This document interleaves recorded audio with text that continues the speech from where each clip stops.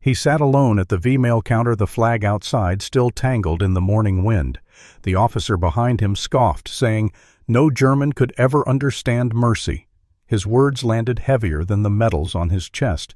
Eric only turned the canteen cup in his hands. Light caught the dented rim, and memory filled what orders once emptied.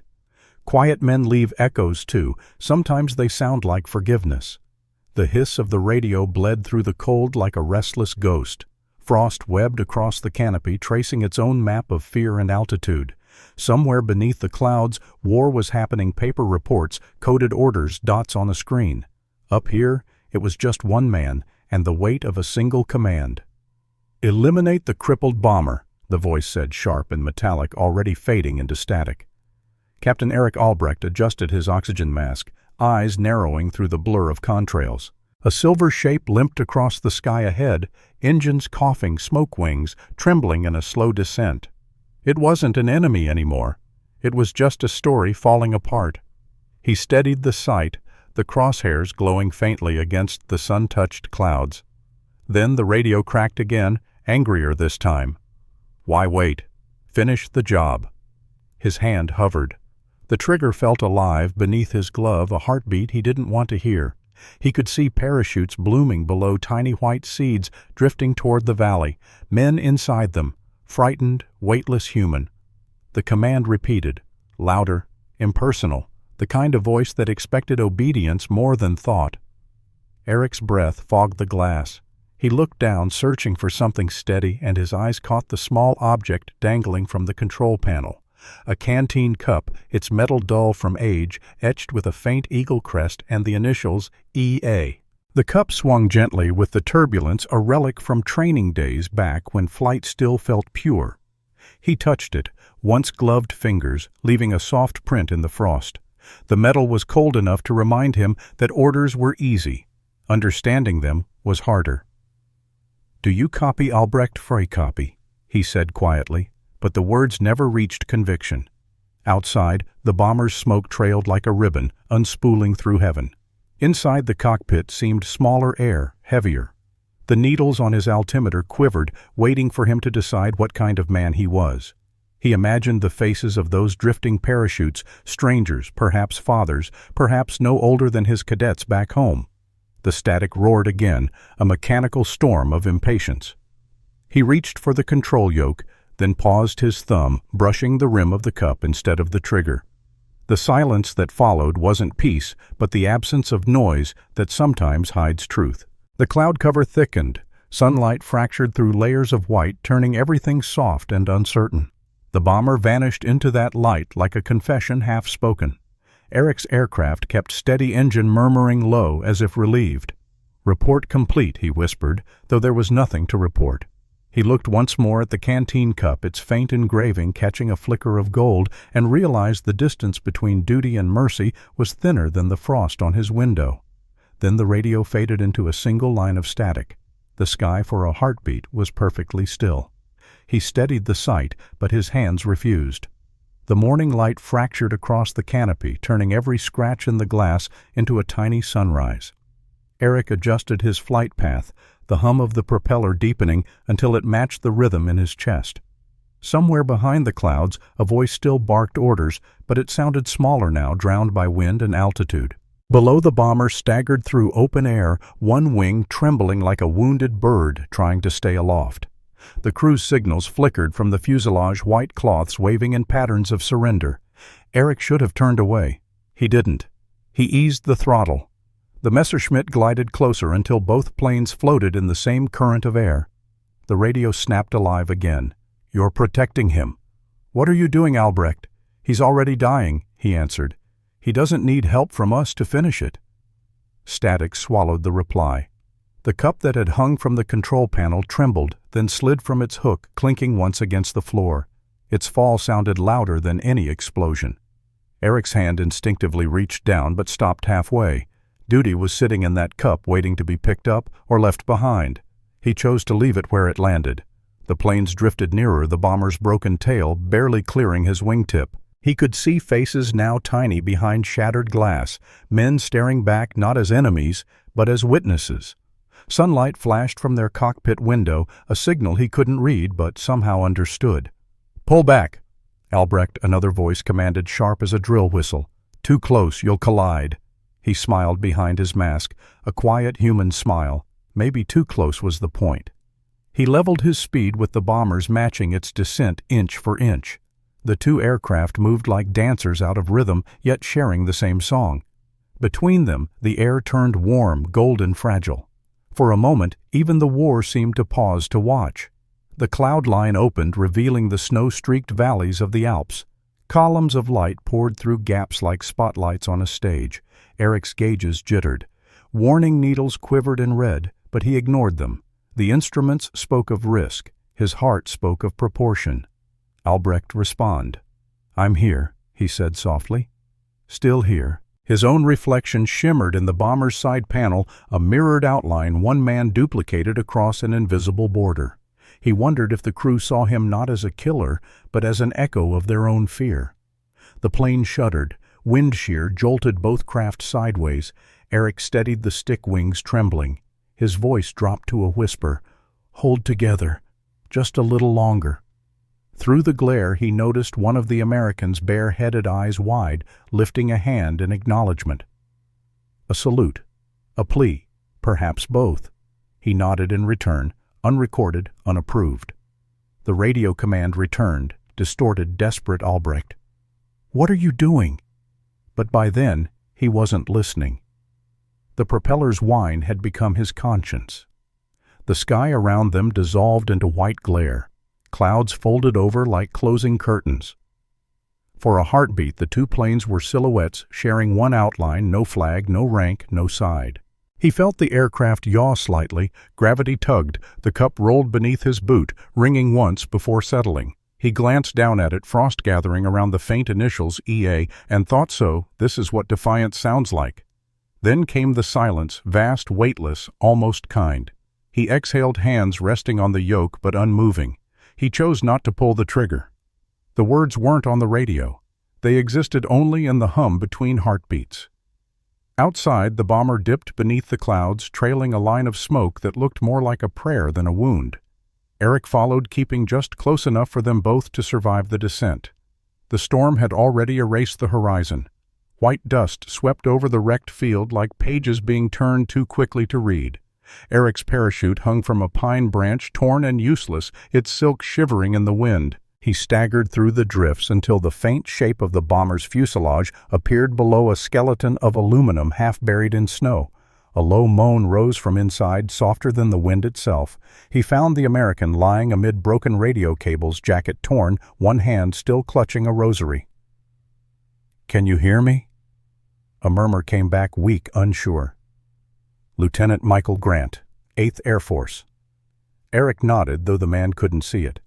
"Eric Albrecht," he said simply, as if names could thaw the air between them. He pulled the lieutenant free, dragging him toward the dark outline of a half-collapsed barn that leaned against the slope. The timbers creaked in protest but held. Inside, the smell of old hay and engine oil mingled something human, something familiar. A single lantern still worked when he coaxed it alive. The flame flickered, painting the rafters in trembling gold. Their breath rose as fog. Grant's lips were blue. "Why? Help me," he whispered. Eric knelt beside him, pulling the small canteen cup from his coat. The same dented one initials still visible through grime, EA. He scooped snow into it, set it near the lantern until it steamed. "Because mercy is still in order," he said. The American blinked confusion, softening into something like trust. "You don't sound like the others." Maybe the others stopped listening. The wind pressed against the barn boards, searching for gaps. Every gust scattered a little more frost into the air, tiny ghosts swirling between them. Eric lifted the cup. "Drink." Slowly. Grant obeyed, the steam trembling in his hands. The water smelled of metal and smoke. When he finished, he exhaled a faint laugh. "Tastes like peace." Eric smiled at that, a tired curve of understanding.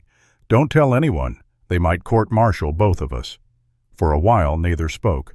Only the drip of melted snow filled the silence, each drop ticking like a clock that belonged to no army. Outside, the storm eased. Through a crack in the boards, Eric saw the night lifting ash-gray clouds giving way to a pale shimmer of stars. He leaned back against the beam, hands open on his knees. The cup sat between them, thin wisps of steam rising like a truce no one had signed. "When they find us," Grant began. "Then they'll find 2 men," Eric interrupted gently. "Not a report." Grant's eyes closed, exhaustion overtaking fear. The lantern light played across his face, making him look younger, almost peaceful. For the first time since the war began, Eric felt the word enemy lose its edges.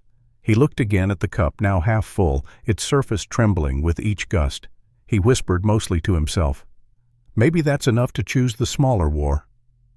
Then from somewhere outside the barn, boots crunched closer through the crusted snow. The sound was steady, deliberate, neither friend nor foe, yet just the world returning to its orders. Eric reached for the cup, not the pistol, and waited. Dawn broke, soft and colorless light filtering through the warped screens of the Texas camp kitchen. Ray Holloway moved quietly, sleeves rolled flour dusting his arms like chalk. The air smelled of yeast and iron old labor waking again. He lit the burner, and the enamel coffee pot crackled as the blue flame bloomed beneath it. Steam drifted upward, trembling in the morning light. His voice, low and steady, filled the room. "Today this Texas camp kitchen becomes a place of forgiveness, not with speeches, but with breakfast served to anyone who walks in." He turned the old service coin over in his palm, its engraving Camp Kitchen 1944 catching sunlight. Then he flipped it onto the switch. The griddle hissed to life, heat rolling through the air like breath through lungs. Flour met water, water met heat. The first pancakes bubbled golden.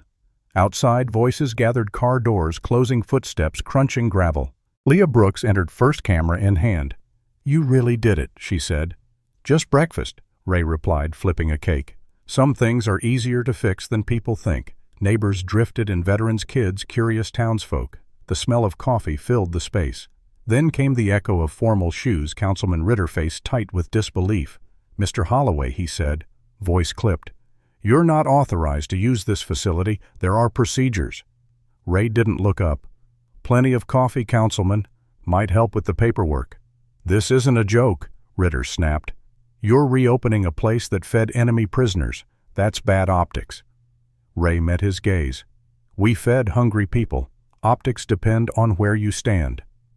The room went still. Steam curled between them like an unspoken challenge. Leah stepped forward. "It's Memorial Day, sir. Maybe people could use a little mercy." Ritter's jaw tightened. "Mercy doesn't pay taxes." "No," Ray said quietly, "but it pays respect."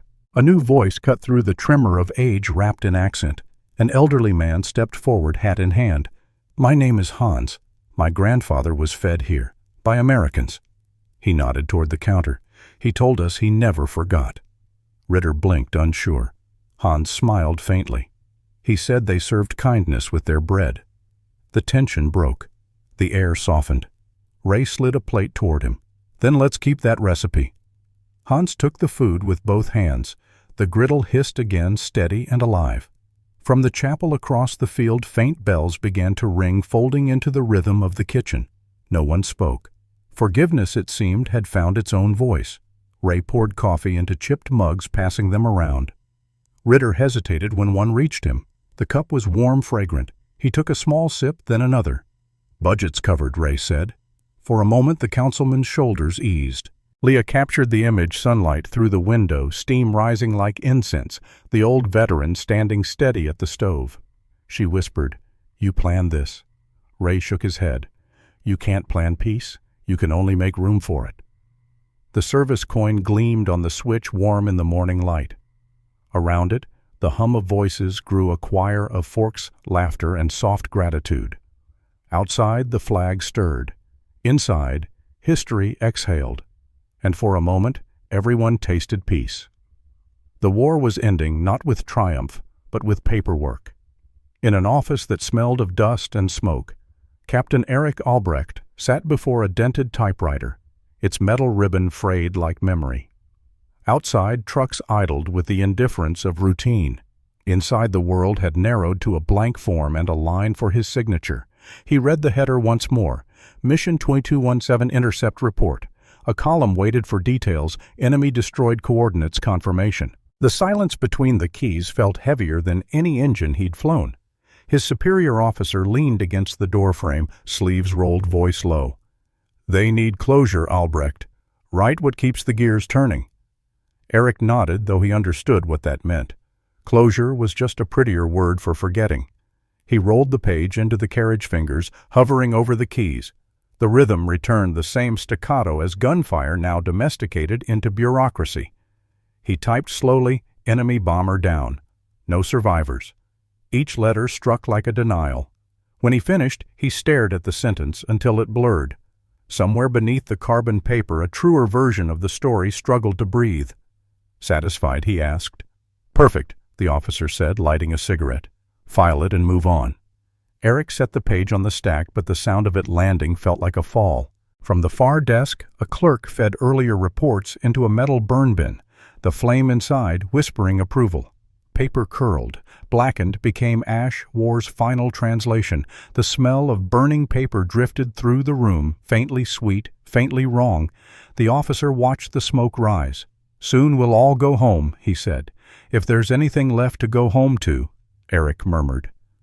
The fan above them clicked in slow rotation, scattering heat and ash together. A fragment of one burned report fluttered past his desk, half a line still legible. "Cup recovered." Initials. E.A. He reached for it, but the wind caught it first, carrying it upward like a prayer too light to land. "What was that?" the officer asked. "Nothing," Eric said. "Just something that didn't survive." He looked at his hands. The same hands that once held that cup now pressed against the keys, obedient again. The fingerprints might still exist somewhere in soot, in snow, but not here, not on paper. "Mercy doesn't exist on paper," he said quietly. The officer didn't reply. He simply nodded, as if that too could be filed away. Eric removed the carbon copy and folded it once, twice, then slid it into the outbox. The clerk collected it without question, feeding it into the next stack. One by one, the pages disappeared into the burn bin until the room glowed faintly orange. He sat still, watching ash fall like snow, blank flakes settling on the desks, erasing borders between ink and air. The typewriter keys cooled. The fan hummed. The silence grew generous enough to hold regret. Outside, bells rang somewhere in the city, someone announcing an armistice. Inside, Eric stayed seated. He wasn't sure if the sound meant freedom or a new kind of obedience. He brushed a bit of ash from his sleeve. It smeared gray, the color of things remembered, but unrecorded. The stack of finished forms beside him leaned like weary soldiers waiting for orders that would never come. The officer crushed his cigarette, muttered, "It's over."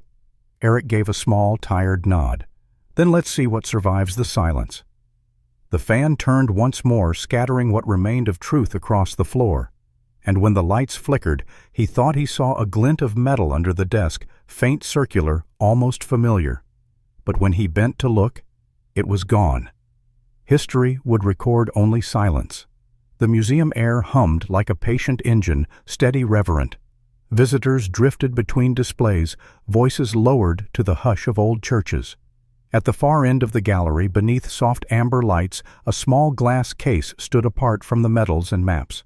Inside it sat a rusted canteen cup, dented, dulled, engraved faintly with the letters E.A. A thin label read, "Recovered 1944, origin unknown." An old man paused before it. His cane tapped once against the tile. Lieutenant Michael Grant, silver-haired, now leaned closer until his reflection met the metal. The hum of the ceiling fan blended with a faint projector reel click where a wartime documentary looped on a distant wall. A volunteer approached, polite, curious. "That one always draws people. We don't know who it belonged to." Grant smiled, the kind that carried 50 years of remembering. "I do," he said softly. "He flew too close to save me." The words lingered in the air longer than any anthem. Other visitors turned, drawn by the tone rather than the story. No one asked for details. They just listened. He adjusted his glasses, eyes tracing the worn edge of the cup. For a moment, he could still smell snow and lantern smoke, hear the slow breath of a man choosing mercy over command. "I never knew his name," he continued. He spoke quietly. He lied to live right. "That's rare for a soldier," someone murmured. "It's rarer for a human," Grant replied. A hymn played from a nearby speaker, just a single organ note fading in and out. He looked up at the ceiling where sunlight broke through the skylight and caught the dust in suspension, turning it gold. A boy in a red jacket asked, "Was he the enemy?" Grant thought for a long second. "He was the pilot," he said, "and he was human." That was enough. The boy nodded solemnly, as if learning a new definition of victory.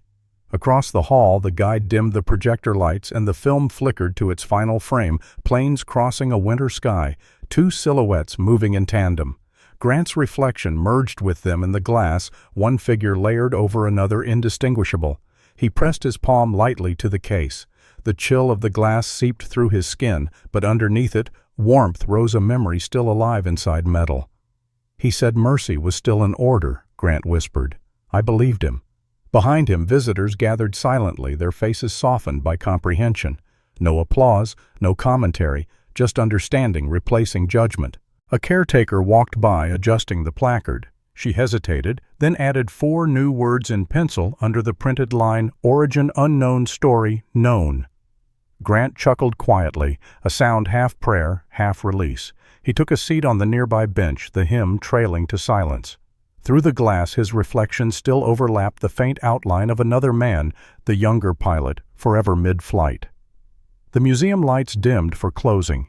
The hum of the fan continued rhythmic as breath. Outside, dusk gathered over the city, peaceful, ordinary kind. Grant rose slowly, leaving a fingerprint on the glass, a final echo beside the one time had left inside. He turned toward the exit, whispering to the air between past and present, "Mercy flies farther than orders." The Texas morning settles quiet around the reopened kitchen sunlight, sliding across the plaque ray-polished to mirror the sky. The cup remains where he left it, resting on the old service coin. Steam curls upward like memory made visible.